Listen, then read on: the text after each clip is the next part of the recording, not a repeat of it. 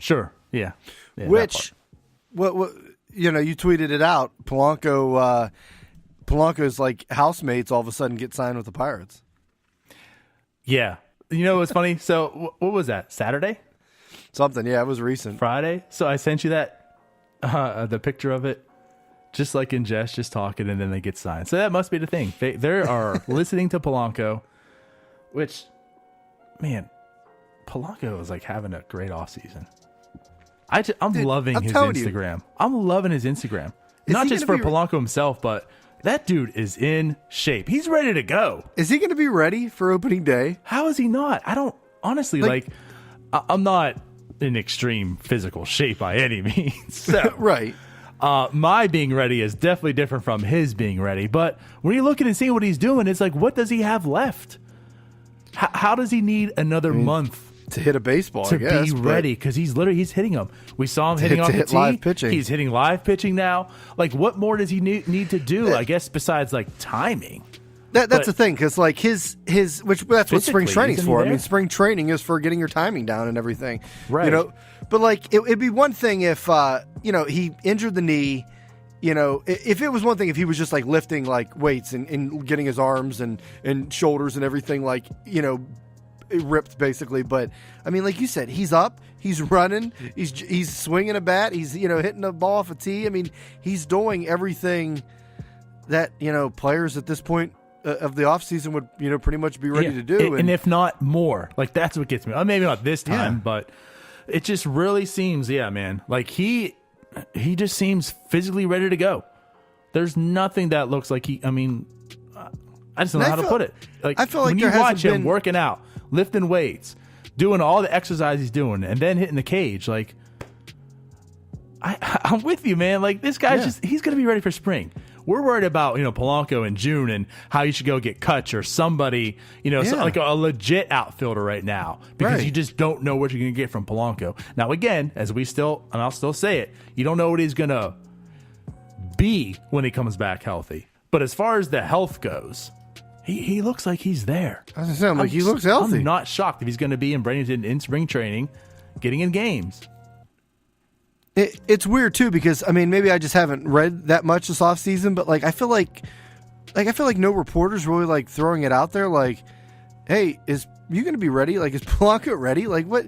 We heard comments from Hurdle at Pirate Fest, but they didn't really bring up Polanco too much. Not that I saw of. Did you hear anything? That's a really good point, Ryan. Like, of all really the things, and I'm sure, it. of course, everyone's surrounded about payroll and stuff like that, the front office. But I don't recall any quotes even about Polanco and his willingness and ableness to be ready.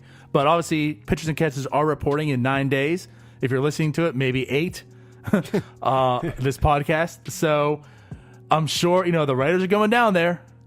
They'll be down there soon. So I'm sure you're going to get those talks, and he will be there. He is literally in Bradenton, as we speak. That's got to be a story coming up, It's not as if he's not going to be there, that they can't interview him one-on-one at that point in time. So I'm sure you are going to be hearing those reports coming in, and I'm excited for that. I really am. Yeah, we saw the Pirates truck is already packed up and ready to head on down to Florida. So they'll be passing by you here shortly. I might be there in a few weeks. But it's crazy. Like, Polanco looks healthy. Like, that's what I mean. It's like if you started watching some of these videos, you would never know that the dude was injured last year. And they were talking, maybe out till the midseason and the All-Star break and all this stuff. And I don't know, maybe he was out there with Cervelli doing some of his, dancing exercises or light sparring exercises. I don't know what that was. We can talk about that too, right? Some more. Like, we haven't seen a whole lot of video on it since, I guess to say, but I don't know how that thing didn't go. But I don't know. Viral. Maybe he's just doing something different. Maybe that's the secret. Cervelli's knock has been injury, right? Yep. So maybe that's just, I don't know what he's doing, man, but whatever he's doing, hopefully it works. What if you could see, and that I've actually thought about this. So, hot take. I might even go this. Cervelli plays over 130 games. What if he's out there for a whole season? That's your hot take? That's a hot take right now. That is a hot take. Though, realistically, as a catcher, if you play over 130 games in this day and age, and that's That's solid. That's yeah. I mean, you're pretty much getting a day off every week, regardless. He did that in 2015, 130 games exactly, which was one of his better years. Yeah, I think even if Cervelli like is healthy all year, you might not see him for 130. Like you said, we have Diaz. They're pretty good backup. If not, like I think you're going to see more of him. Maybe not 130 games behind the plate, but like at some first or elsewhere, like pinch hitting and things. But I think they'll give him his due rest because of the history there. Yeah. So I think that definitely is a hot take. I don't see that happening. Now he still might be healthy, but I think 130 is a little high. Well, that again just might be my hot take coming up. This last year's contract, ride that shit out. Anyways, but yeah, I guess back to Polanco. I'm definitely excited about that. But let's go ahead and move forward. So something came out today, Ryan. Well, I was going to say before we end on the Polanco note, his next house, I think he needs to have Manny Machado over for steaks, like you mentioned. Oh, right. Of course. Let's start getting Manny loves steaks going. He loves steak. So, have him come over to Polanco. We'll meet up in Bradenton. We'll have some steaks and sign you a contract. Call it a day. There you go. All right, so what came out today besides Liriano signing? The Zips projections. Oh, was that yesterday? I thought it was yesterday. Yesterday or today or whatever. Or, DiNardo just not talking. Yeah, sorry, just had a little bit of technical difficulties. Just fix that real quick. I think it was yesterday because the Pirates Zips predictions coming out was more entertaining than the Super Bowl. So yeah, well, what happened last night was like the preview. I think it was just it just showed like everyone's war. The graphic, yeah, it was just the graphic. But today the actual article came out and went more in depth about the actual players, like production per se. Gotcha. So yeah, today was the big day. The big day. And I mean, how do you cure a horrible Super Bowl like that? You release the Pirates projections. The United States is back to normal. We're all okay now. Right. And it cures a long, boring, dragged out offseason with nothing happening. So. Absolutely. This is what the people have been wanting.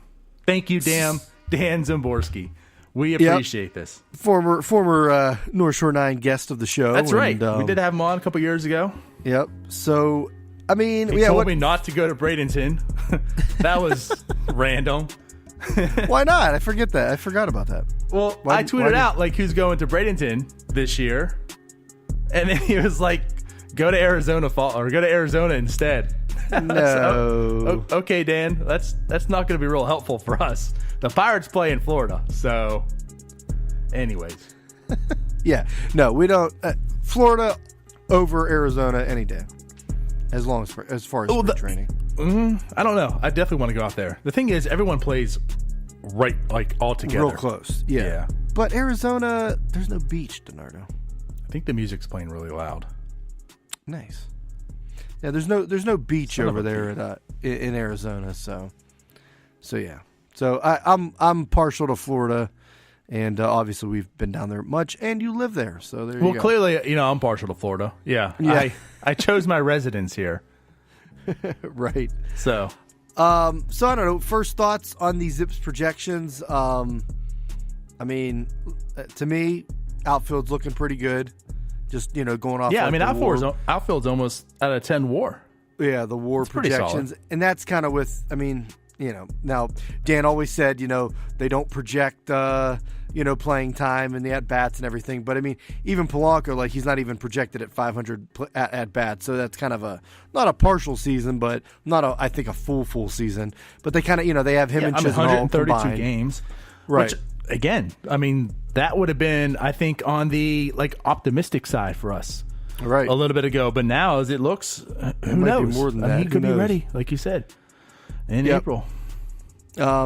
Starting rotation. The top Archer and Tyone 3.4 WAR, and then the bullpen. I mean, collectively, obviously Vasquez and Kela, Crick, Rodriguez, pretty good, so they have like a 4.7 kind of combined. But they're including Lyles in with that, which Lyles might end up being the fifth starter, whatever. True. Now, I will say this comes from Dan, too, because someone asked him a question on that. So, yeah, they project as a whole the bullpen 4.7 WAR, but someone asked him about Cella and Vasquez just together, and he said them combined is projected at 4.1 WAR. So basically everyone else is at a 0.6. Yeah, just kind of like a 0.1. Which we'll get into because, I mean, that's including Rodriguez, Crick, all that totaling just 0.6 WAR.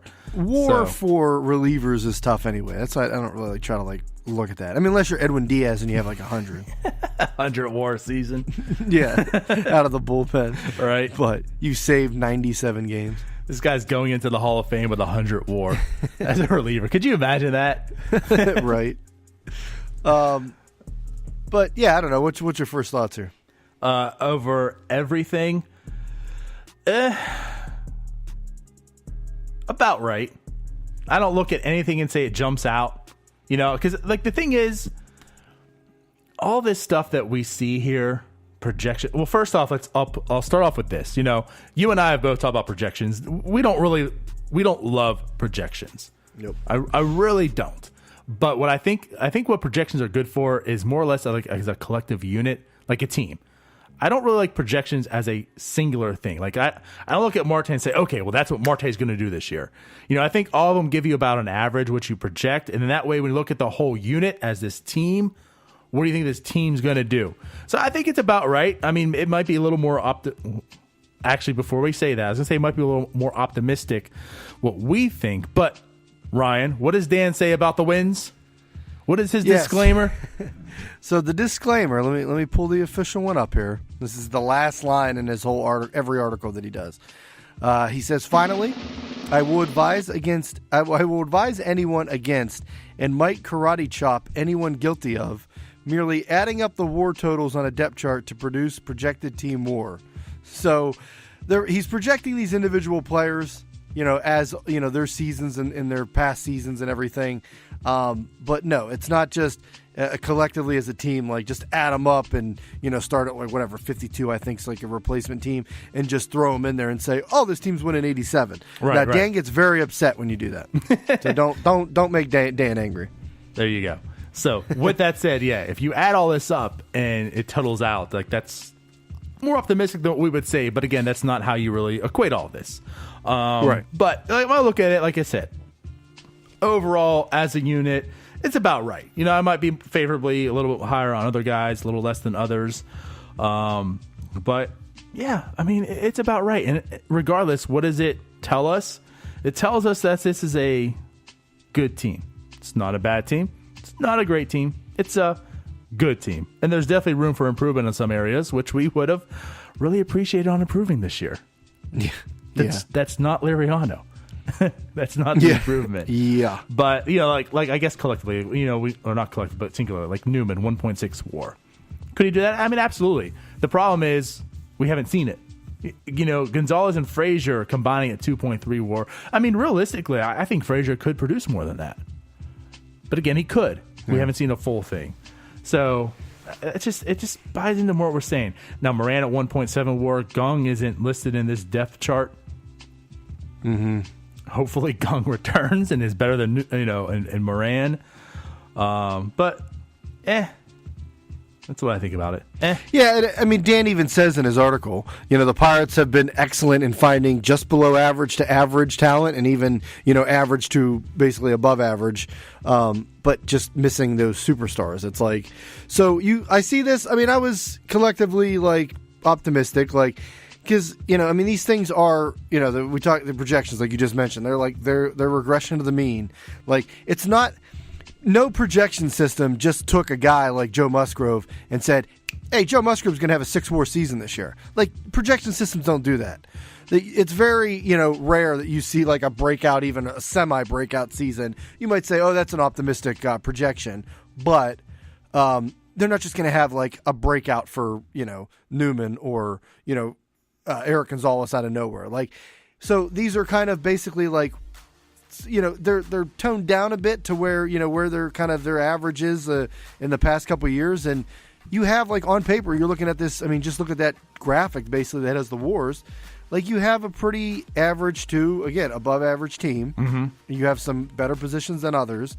But again, it just shows those holes sort of in the other. Like you have, like, I mean, Newman at a 1.6. I mean, it's kind of surprising.